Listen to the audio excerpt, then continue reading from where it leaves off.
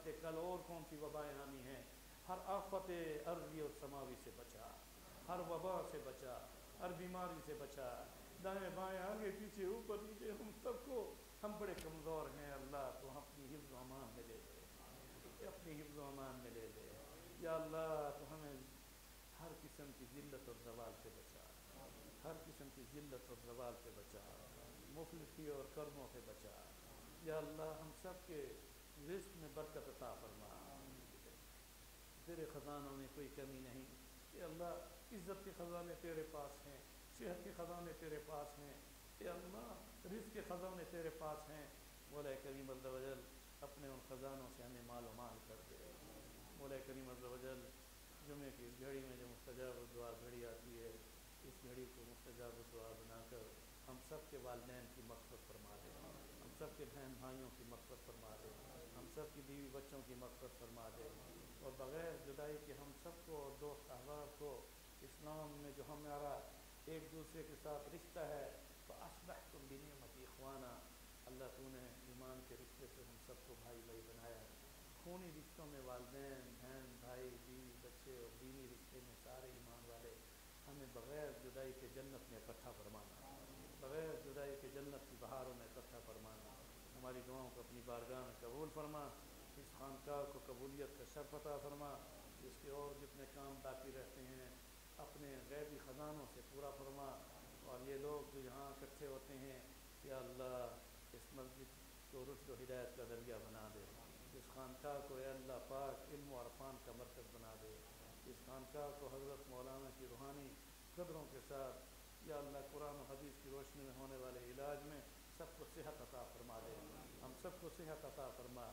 مولا کریم روحانی جسمانی امراض سے شفا عطا فرما. یہ جمعے کا مجمع ہے، ہماری دعائیں ہیں رب ذوالجلال تو ہماری ہر مشکل آسان فرما، ہر پریشانی دور فرما. ہمارے ملک پاکستان کو امن اور استحکام کا گہوارہ بنا. تمام اسلامی ملکوں کی حفاظت فرما، حرمین شریفین کی حفاظت فرما. اس ملک پاکستان میں اسلام کے نفاذ، اسلام کے نظام کو نافذ فرما، اسلام کے نظام کو نافذ فرما. یا اللہ یہ قلعہ اسلامی ہمیشہ قلعہ رہے، اور ہماری پاک فوج کو جو جغرافیائی سرحدوں کی محافظ ہے، نظریاتی محافظ بنا کر دین اور اسلام کے جھنڈے کو انہیں وہ مقام دے جو تیرے پیارے نبی فرما گئے کہ میرے ساتھ غزوہ بدر میں جنگ لڑنے والے اور آخر میں قیامت میں غزوہ ہند لڑنے والے برابر ہو جائے. یا اللہ یہ غزوہ ہند کی سپاہی ہیں، یا اللہ یہ غزوہ ہند کے سپاہی ہیں فوج ہماری، ان کو صحیح معنوں میں ہندوؤں کے خلاف اور ان بتوں کو گراتے ہوئے ہندوستان میں اس غزوہ ہند کے ساتھ ہمیں اسلام کا پرچم لہرانے کی توفیق عطا فرما. پھر اس کے بعد یہاں پہ وہ قافلہ جائے گا اور بیت المقدس میں جھنڈا گاڑے گا. مولا کریم عز و جل ہم تیرے آگے ہاتھ پھیلائے بیٹھے ہیں. اس مجمع میں جتنے بیٹھے ہیں ان کے دلوں میں جو جو حاجات اور تمنائیں ہیں، میں مدینے کا ایک مسافر ہوں، چند دن کے لیے آیا ہوں. یا اللہ اس مجلس کو مستجاب الدعا بنا کر سب کی ہر دل کی جو دعائیں ہیں تو جانتا ہے، یہ ورق ہیں دل میں، نقش ہیں، جو دعائیں ان کے دل میں ہیں سب کی قبول فرما لے. بچیوں کے رشتے ہیں تو اللہ ان کے مقدر اچھے فرما دے. بچے تعلیم میں ہیں تو انہیں علم نافع عطا فرما دے. اسی طرح سے اولادوں کو والدین کا فرما بردار بنا دے، اور ہم سب کو اپنے اپنے والدین کے لیے صدقہ جاریہ بنا دے، اور ہماری اولادوں کو ہمارے لیے صدقہ جاریہ بنا دے. ربنا هب لنا من ازواجنا وذرياتنا قرة اعین واجعلنا للمتقین اماما. سب پڑھ دیں اللہم صلی علی محمد وعلی آل محمد. دل کی گہرائیوں سے زبان پر لاؤ، محبت سے پڑھو اللہم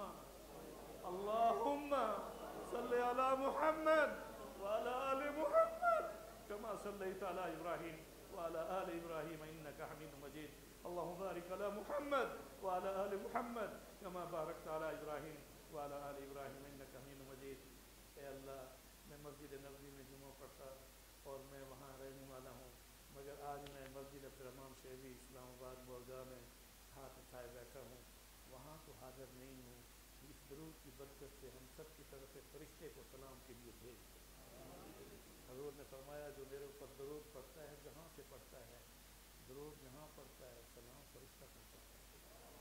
ہم درود درود و سلام کے قائل ہیں، ہم درود و سلام کے قائل ہیں، مگر درود یہاں سلام وہاں، درود یہاں سلام وہاں، جو وہاں پہنچے گا وہاں درود بھی پڑے گا سلام بھی پڑے گا، مگر مایوس نہ ہونا، صلو وسلموا تسلیما، یہاں درود جو آپ نے پڑھا ہے حدیث میں ہے کہ جب آپ درود پڑھتے ہیں فرشتہ تمہارا نام بمائے ولدیت کے میرے روضے پر آ کر پیش کرتا ہے اس کا سلام، یا اللہ ہمارے سلام وہاں پہنچا دے، وہ پورے مجمع کو حج اور عمرے نصیب فرما دے، حرمین کے دروازے کھول دے، رحمتوں کے دروازے کھول دے، اور اس پورے مجمع کو سچے عقیدے کے ساتھ، سچی عقیدت کے ساتھ مواضع شریف کے آگے رسول اکرم صلی اللہ علیہ وسلم کی خدمت میں درود و سلام ادب کے ساتھ سلام پڑھنے میں شرط قبولیت نصیب فرما، پھر کہو آمین آمین آمین، یا حی یا قیوم،